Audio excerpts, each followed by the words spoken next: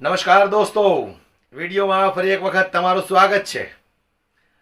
જે રીતે રાજકોટની અંદર એક ઘટના બની છે, પોલીસ સ્ટેશનની અંદર જ આ ઘટના બની ગઈ છે, એટલે ખૂબ ચોંકાવનારો ખુલાસો છે દોસ્તો। એક દલિત સમાજના યુવકને પોલીસ સ્ટેશનની અંદર એવી રીતે માર મારવામાં આવ્યો કે એ યુવાનનું મૃત્યુ થયું છે।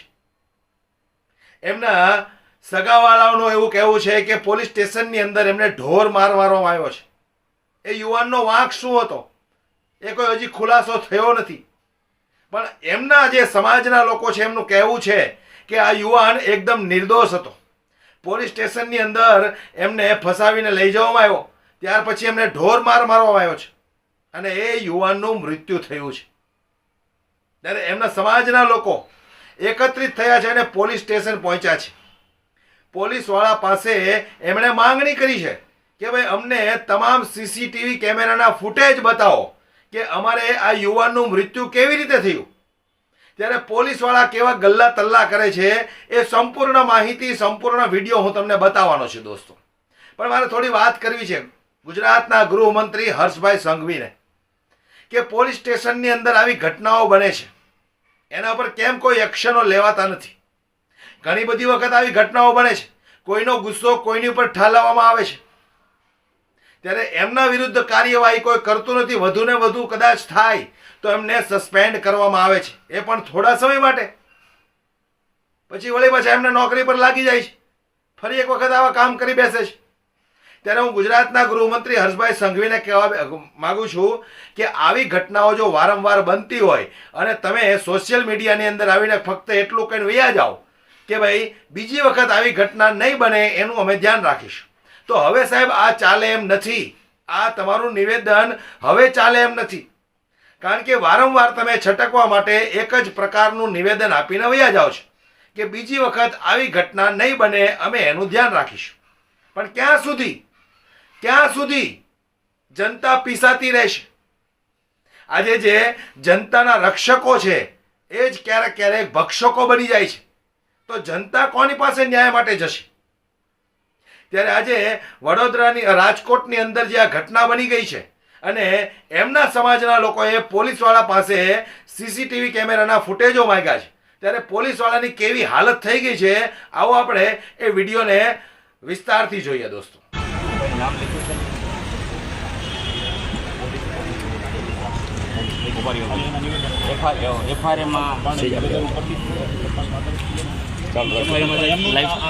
મેં આજે આ ભાઈને માર્યો અને આ ભાઈ એમ કે પેલા માવજીભાઈ ને માર્યો, તો આપણે માવજીભાઈ નામ લખાય કે ન લખાય? ક્યાં સુધી ખબર છે કોને ફરિયાદીનું ક્યાં નામ જોડેલું?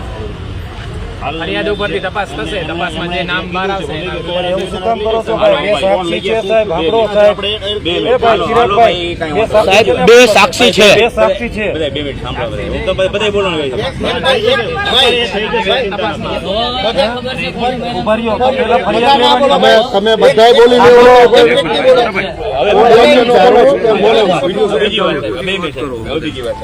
અમારે અત્યારે હાલ જે અમારા વ્યક્તિને તમે જે સ્થળેથી લઈ આવ્યા અને જ્યાં પોલીસ સ્ટેશનની હદથી તમારા સીસીટીવી કેમેરા છે ત્યાંથી લોકો કે જ્યાં તમે માર મારવામાં આવ્યો છે, માર મારવાના સીસીટીવી ફૂટેજ જોઈ, સીસીટીવી ફૂટેજ બધા કહી દેજો કોને માર માર્યો। તમે મને કહો છો કે ભાઈ કોને, અમે તપાસ પછી આવશે, તો સીસીટીવી ફૂટેજ તમારે નથી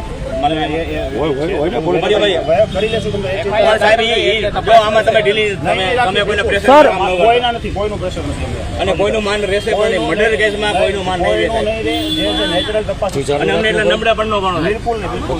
હવે 2 મિનિટ, મને અત્યારે સીસીટીવી ફૂટેજના આધારે એનું નામ એડ થાય, એક બાબત બીજું 3 અન્ય લોકોને માર મારવામાં આવ્યો હતો, એ લોકો ડરના ભાગી ગયા છે, એ કોણ હતા?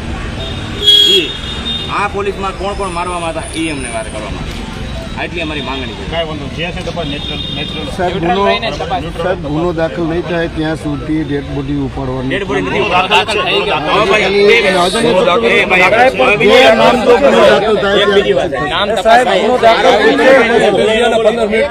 અમારા ઉતાવળ નથી, તમે તપાસ છેલ્લી વાત ભાઈ 2 મિનિટ સાંભળજો, શાંતિ રાખો, 2 મિનિટ બોલો। પછી ઉભર્યો એક પછી એક બોલો સર આમાં પોલીસ નું નામ આવે તો તપાસ તો થાય ને ગાયો શાંતિ રાખો બેનો અને આરોપીની રીતે રાખવામાં અને અમારી સામે લોકઅપ થાય પછી બોડી ઉપાડવામાં આવશે. આ તમને પકડી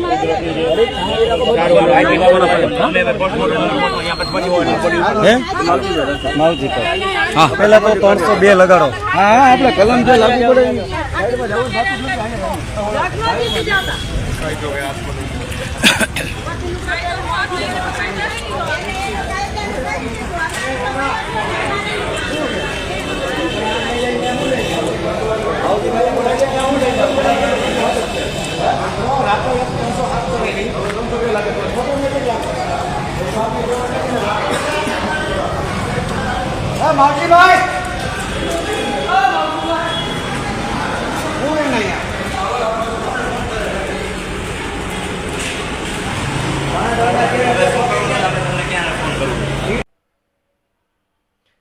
તો વિડીયો વધુમાં વધુ શેર કરો, દરેક લોકો સુધી પહોંચે.